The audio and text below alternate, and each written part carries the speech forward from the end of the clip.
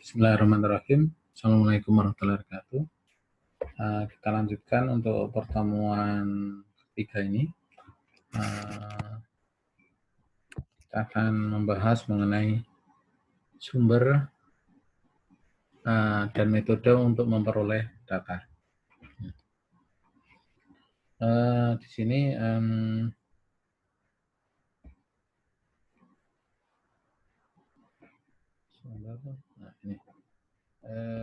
langsung saja.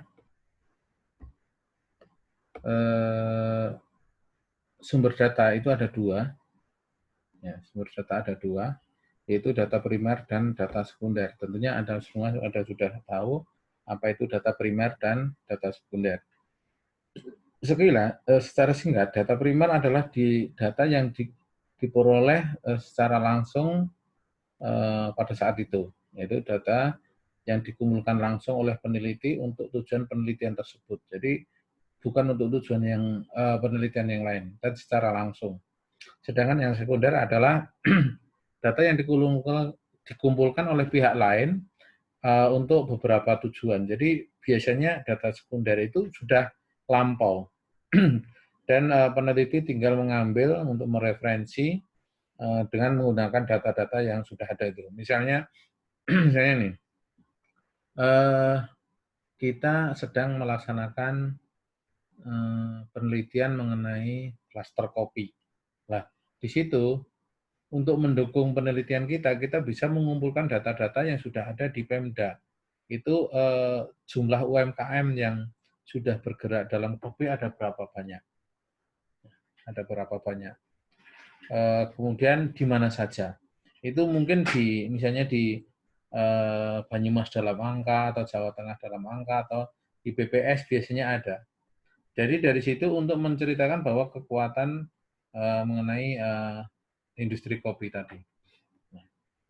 Sedangkan data primernya bagaimana? Sedangkan data primernya itu ingin bagaimana suatu penduduk para pengelola kopi yang ada di misalnya di Sirampok itu dia memetik kopi dalam wujud apa? Hijau, merah, atau apa itu bisa kita tanyakan langsung kepada para pembudidaya. Nah, jadi ada perbedaan yang mendasar antara primer dan sekunder. Kalau dilihat dari tujuannya, data primer itu langsung untuk masalah tersebut atau masalah penelitian, sedangkan data sekunder itu tidak langsung untuk masalah penelitian tersebut. Kemudian proses keterlibatannya tinggi kalau primer itu, karena peneliti langsung terjun menanyakan kepada responden atau narasumber. Sedangkan kalau sekunder itu keterlibatannya rendah, karena bisa jadi dia di desk atau di atas meja atau di perpustakaan untuk menggali informasi tersebut. Kemudian biayanya tentunya kalau primer tinggi karena kita kadang harus bepergian, misalnya kita orang Bumiayu ingin mengambil data persepsi langsung dari para pembeli atau pembeli kopi yang ada di Jakarta. Nah, itu biasanya misalnya terlibatannya tinggi karena dan itu nanti biasanya akan ketemu orang per orang, artinya orang lain akan ketemu lagi dengan biaya lain lagi. Nah, kalau dengan literatur tentunya murah, apalagi dengan zaman sekarang semuanya serba online gitu ya, bisa diambil dari internet. Kemudian waktunya tentunya akan lebih lama karena satu persatu. Sedangkan di data sekunder itu akan lebih singkat karena waktu perjalanan jadi tidak ada gitu. Kita langsung membuka laptop, jaringan internet kita bisa mendapatkan data. Kemudian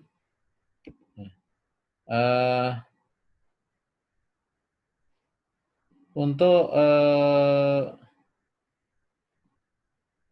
cara mengambil datanya, ya, ini dibagi menjadi tadi ada data primer, data sekunder, sedangkan data primer itu sebetulnya walaupun data sekunder juga ada yang kuantitatif, ada yang kualitatif. Data primer itu ada data kualitatif, Data kualitatif itu seperti apa? Nah, berdasarkan jenisnya kan kemarin sudah dibahas. Data yang melibatkan bukan angka-angka, bisa dalam bentuk kategori atau dalam bentuk kalimat. Sedangkan kalau kuantitatif itu bisa dalam bentuk angka dan dalam bentuk angka-angka yang sifatnya statistik. Nah, kuantitatif sendiri terbagi menjadi deskriptif, itu yang diperoleh dari survei data. Kemudian ada yang observasi data. Nah, sedangkan kalau yang jenis lain ada kausalitas berupa eksperimental data. Ini untuk khusus marketing, riset marketing. Nah, ada beberapa teknik yang digunakan dalam penelitian bisnis.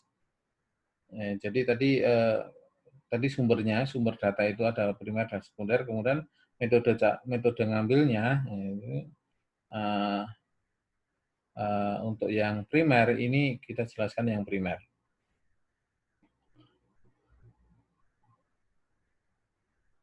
Yang pertama adalah dengan teknik tes.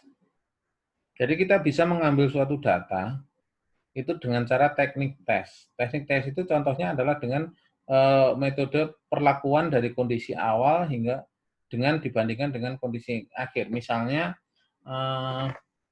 para pemain atau pengelola kopi, saya contohkan kopi, perbedaan mereka mengolah kopi sebelum dilakukan penelitian, sebelum dilakukan pelatihan dengan dibandingkan setelah dilakukan pelatihan. Bagaimana bedanya? Apakah ada perubahan atau tidak?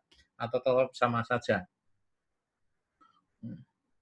Jadi terus perilaku orang sebelum dan sesudah merantau, walaupun agak susah gitu. Itu contohnya. Jadi teknik tes atau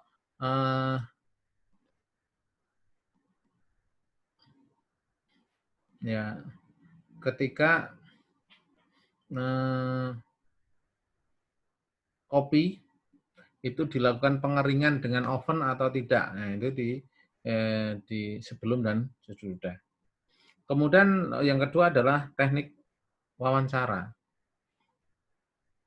Teknik wawancara ini pengambilan datanya itu dengan cara berdialog langsung dengan responden atau narasumber. Jadi peneliti berdialog langsung dengan narasumber untuk menggali informasi dari responden, itu wawancara. Kemudian yang ketiga itu adalah, ini contohnya adalah materi wawancara itu, misalnya suatu pertanyaan apa, harus menanyakan kemana. Ini sebenarnya kayak gini, ini dibuat materi untuk memudahkan, memudahkan dan mengefisienkan waktu di lapangan. Misalnya menanyakan jumlah pengrajin gula, ditanyakan kepada pengrajin ya nggak tahu. Karena dia tahunya hanya di daerahnya sendiri, apalagi konsumen. Nah, tapi Dinas Perindustrian kira-kira tahu. Jumlah produksi gula ya pengrajin tahunya adalah yang dia produksi saja. Yang diproduksi daerah lain dia nggak tahu. Oke. Yang ketiga adalah teknik observasi. Observasi itu orang biasanya mengatakan bahwa paling gampang itu pengamatan. Padahal observasi itu bukan hanya pengamatan saja, tapi melibatkan seluruh indera. Observasi itu kita juga merasakan, mencium, mendengar, mengecap, meraba, dan dengan indera yang lain. Bukan apa yang kita lihat dengan mata, enggak. Kadang kita merasakan misalnya, oh di Dieng itu suhunya dingin lah, gitu kan. Suhunya sekian derajat itu seperti apa? Lah itu harus diobservasi, dirasakan. Dan suhu dingin itu tidak bisa dilihat. Dilihat kan kelihatan misalnya kentangnya ada embunnya. Ya, embun itu memang mencirikan lagi dingin gitu. Tapi seberapa dingin itu harus kita rasakan lewat kulit kita sendiri gitu ya. Sambil melihat masyarakat sekitar. Jadi dinginnya itu sampai timbul kayak salju atau istilahnya embun upas, itu adalah bentuk-bentuk observasi. Nah, untuk mendokumentasikan observasi ini bisa dibantu dengan tentunya dengan peralatan. dengan peralatan atau instrumen. Dan dikombinasikan dengan foto juga bisa. Nah, kemudian ada beberapa tipe, kemudian survei ya, setelah teknik observasi, kemudian survei, ada beberapa tipe survei. Yang pertama, wawancara dengan kuesioner. Jadi wawancara sendiri terbagi menjadi 3. Wawancara dengan terstruktur, artinya kita punya catatan yang terarah, yang harus sesuai dengan daftar pertanyaan yang ada di situ. Yang kedua adalah wawancara dengan tipe semi terstruktur, dan yang ketiga wawancara tidak terstruktur. Nah, kelebihannya dengan wawancara dengan terstruktur atau dengan kuesioner, itu pertanyaan dan jawaban itu dapat diterima secara jelas. Kemudian dapat digali informasi yang lebih terperinci. Jadi tidak ngelambrang kemana-mana, tapi sudah terarah. Kemudian wawancara dapat mengontrol pertanyaan. Dapat mengontrol pertanyaan.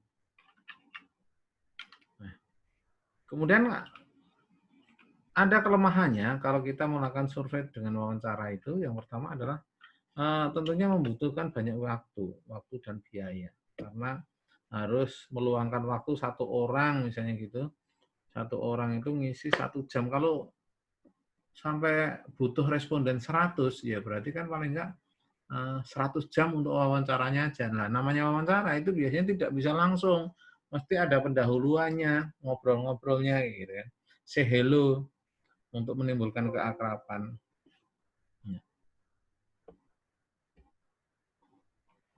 Kemudian yang kedua, memerlukan orang yang memang juga ahli untuk wawancara, tidak hanya sekedar kaku monoton. Sebentar saya ambil tasnya.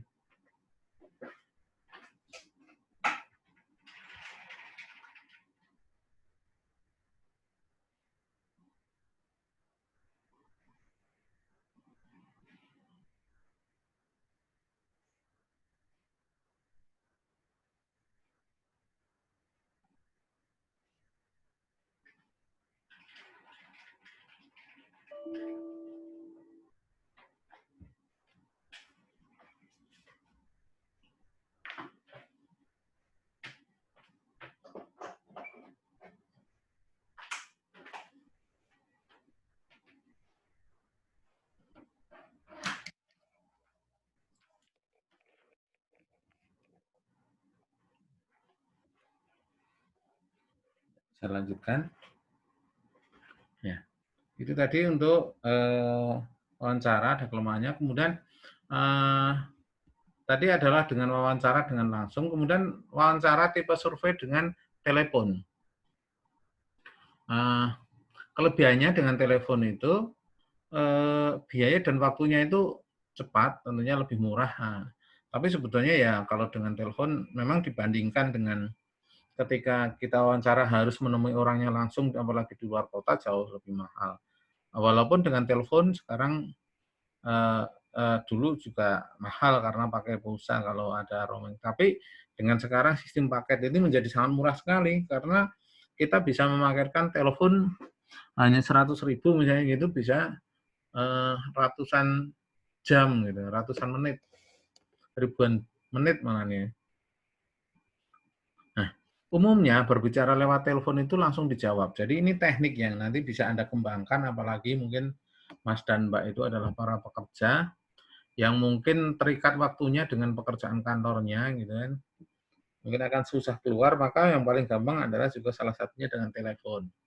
Nanti kita bahas yang belakangnya. Kelemahannya, tidak semua responden itu memiliki telepon.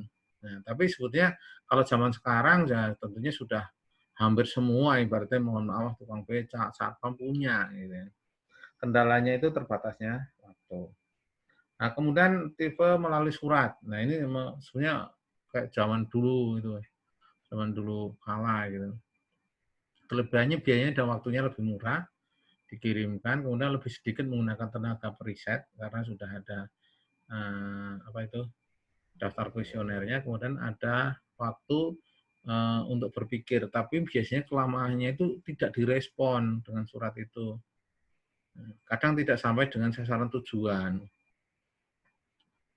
Nah, pertanyaannya karena kita nggak ketemu, itu nggak ada pertanyaan yang lanjutan atau mendalam. Kemudian yang keempat adalah teknik angket. Tadi disebutkan ya bahwa tipe observasi ya. Atau survei. Kemudian yang keempat teknik angket atau kuesioner. Itu metode pengumpulan data yang dilakukan dengan membagi daftar pertanyaan kepada responden agar responden tersebut memberikan jawaban. Nah, kuesioner itu ada dua, kuesioner terbuka dan kuesioner tertutup. Kuesioner terbuka itu bagaimana? Kuesioner terbuka itu adalah kuesioner yang tidak ada alternatif jawabannya. Jadi responden itu menjawab dengan kalimatnya sendiri. Misalnya pertanyaan seperti ini dicontohkan. Bagaimana pendapat Anda tentang harga barang di supermarket? Misalnya jadi baru gitu kan. Nah, sedangkan kalau alternatif kuesioner tertutup itu jawabannya itu sudah disediakan alternatifnya oleh peneliti. Misalnya bagaimana pendapat Anda tentang harga barang di supermarket jadi baru sama pertanyaan, tapi diberi pilihan sangat mahal, mahal, cukup, murah, dan sangat murah. Nah, oleh peneliti ini nanti juga diberikan apa itu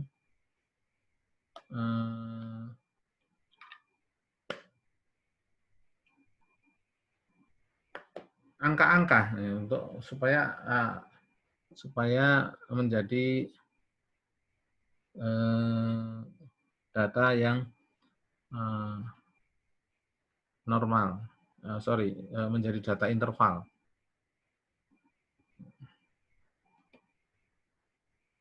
Ya.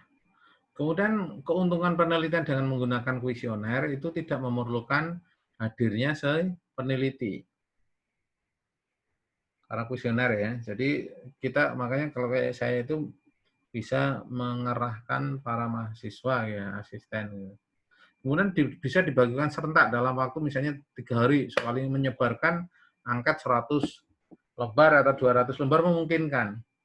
Kemudian dapat dijawab oleh responden sesuai dengan waktu yang ada. Kemudian dapat dibuat anonim atau tidak ada namanya. Dan kuesioner dapat dibuat standar. Nah, sekarang dengan Google Form itu lebih memudahkan lagi. Jadi kita bisa melakukan riset dalam waktu yang sangat singkat dan bisa kita sortasi tepat sasaran.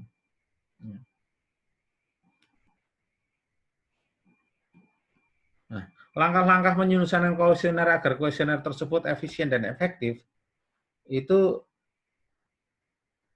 sekiranya ada paling nggak ada 4 ya. Nah, efisien itu seperti apa? Efisien itu ya hemat. Jadi dengan dengan tenaga yang sedikit maka kita bisa menyelesaikan pekerjaan. Sedangkan efektif itu sesuai dengan arah tujuan kita membuat kuesioner tersebut. Yang pertama adalah menentukan variabel yang akan diteliti. Jadi nanti pada saat Anda mulai penelitian, yang kausalitas tentunya mencari riset gap dalam variabel-variabel yang akan diteliti. Yang kedua, menentukan indikatornya. Setiap variabel mestinya ada indikator entah 1, 2, 3, dan seterusnya. Kemudian menentukan juga subindikator. Ketika indikator kurang cukup jelas, maka dibuatkan subindikator. Dan yang terakhir, mentransformasikan subindikator tersebut menjadi suatu kuesioner. Nah, ini contohnya, misalnya variabel prestasi kerja. Prestasi kerja, judul penelitiannya itu yang tertulis di situ. Ya. Kemudian ada indikator misalnya kemudahan dalam menjalankan tugas prestasi kerja. Sedangkan subindikatornya nggak perlu karena sudah cukup jelas. Kuesionernya dibuat seperti ini. Apakah Anda merasa mudah dalam menyelesaikan setiap pekerjaan? Jadi kemudian seperti itu. Kemudian yang kedua misalnya indikator kemandirian dalam menjalankan tugas.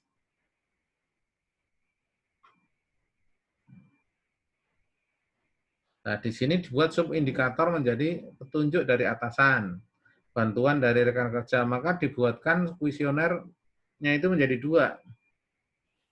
Item kuesioner, apakah atasan Anda senantiasa memberikan petunjuk? Yang kedua, apakah rekan kerja Anda senantiasa memberikan bantuan? Nah, ini adalah cara-cara secara singkat menggunakan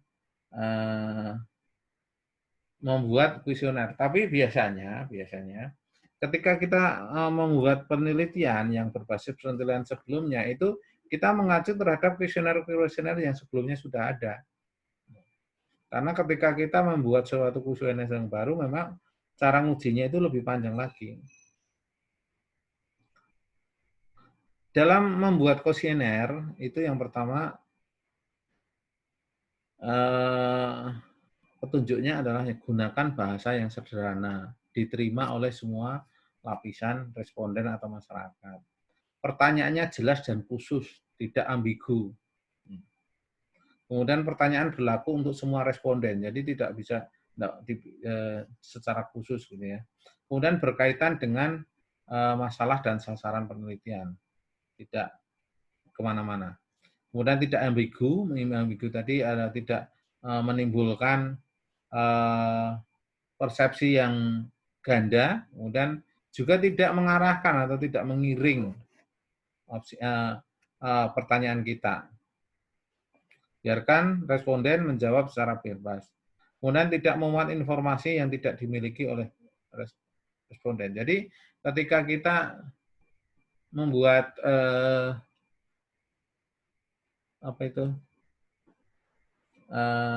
kuesioner, itu kira-kira ya bahwa responden itu cukup mampu untuk menjawab pertanyaan-pertanyaan kita. Kemudian tidak memuat hal yang bersifat pribadi dan peka. Jadi jangan sampai menimbulkan kemarahan, ketersinggungan, kemudian tidak bersifat klise.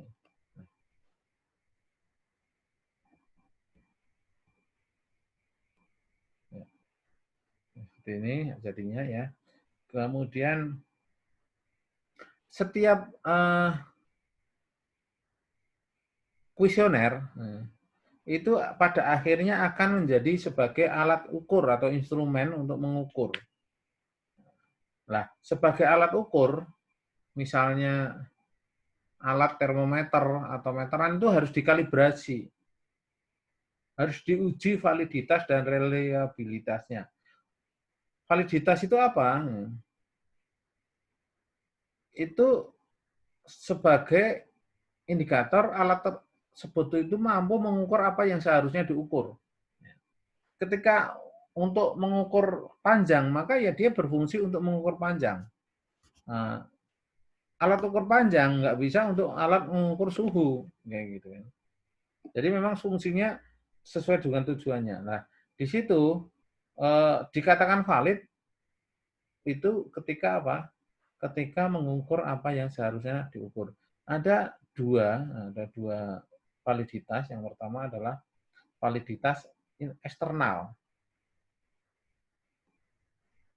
Jadi validitas eksternal itu bila data yang dicapai sesuai dengan data atau informasi yang sesuai dengan variabel yang dimaksud. Sedangkan ada validitas internal itu jika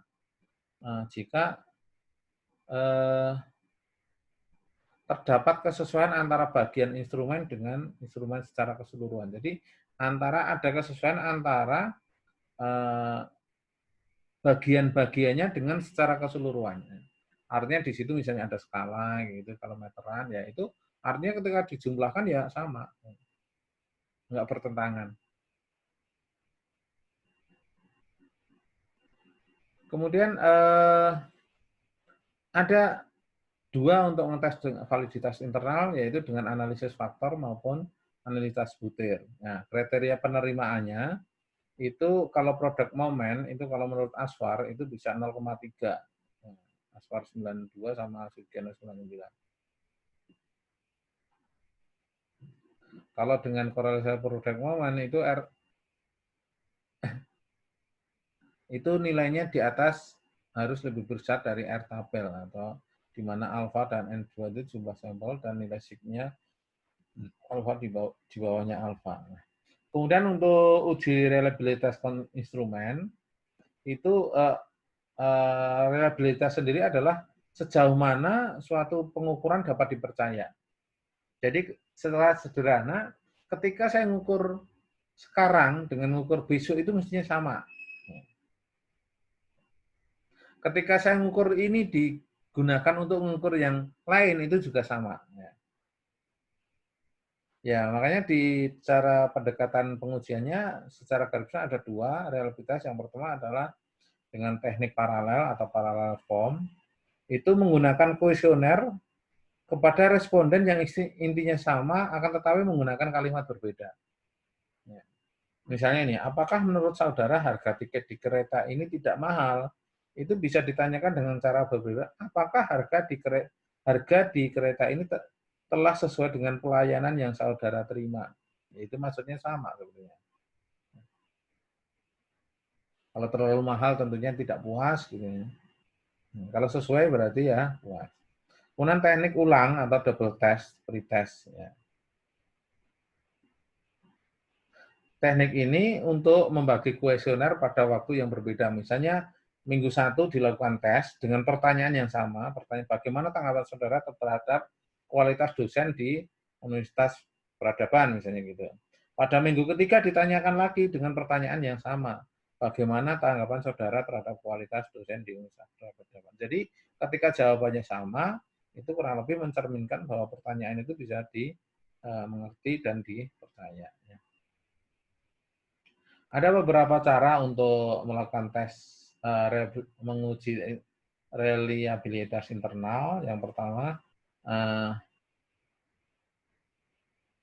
dengan Spearman Brown, kemudian Flanagan, kemudian Rulol, KR21 dengan Hoyt maupun dengan Alpha Romba.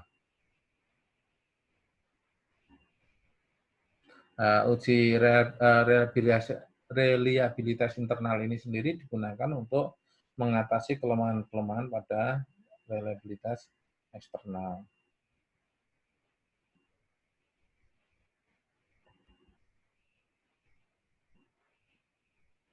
Nah, biasanya nanti ketika Anda sudah mulai masuk skripsi, itu alat Anda itu diuji dengan sampel kecil yang istilahnya 30 responden biasanya gitu. Nah, ini biasanya di faktanya di lapangan kadang diambil bareng juga gitu. Ya, batas sampel besar dan dalam statistik. Kemudian dari sampel yang kecil tadi menguji untuk tabulasikan datanya yang telah masuk. Dari yang sudah masuk itu kemudian kita uji dengan korelasi range Spearman jika datanya ordinal, sedangkan jika datanya nanti interval itu dengan product moment. Sedangkan uji reliabilitasnya itu nanti bisa menggunakan uji alpha Koromba, Hoyt maupun Spearman Brown. Demikian kuliah hari ini yang bisa saya sampaikan. Mudah-mudahan tentunya dengan metode seperti ini tidak semuanya bisa menyenangkan. Apalagi Anda pada posisi yang sudah pada kerja semua, mungkin ngantuk, saya bikin rekaman ini dengan harapan bisa Anda pelajari sewaktu-waktu, kapanpun. Nah, begitu juga nanti silahkan saya kirimkan juga PowerPoint-nya untuk bisa dipelajari, didalami, sekaligus sebagai bahan diskusi. Oke, terima kasih. Wassalamualaikum warahmatullahi wabarakatuh.